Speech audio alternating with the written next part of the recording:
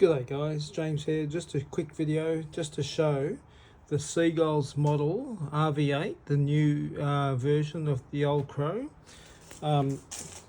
This one here has got a custom battery tray that I had made. So if you can, it's just got a little thumb screw there. It just lifts out.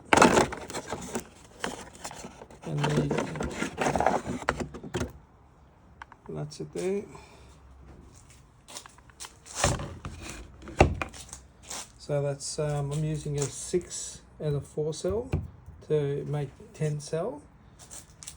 And you can see right in the back there's a little bit of plywood which holds the tray in, and this little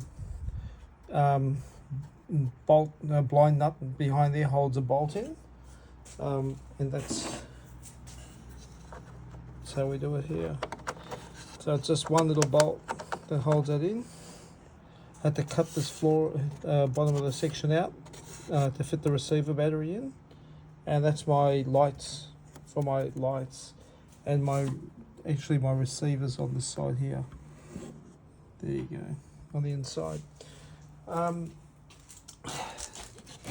So this is where the front of the tray fits into that little plywood slot, and it's been reinforced with a bit of fiberglass. So I hope that helps anyone else out there that's building one of these, but it makes it a lot easier getting batteries in and out.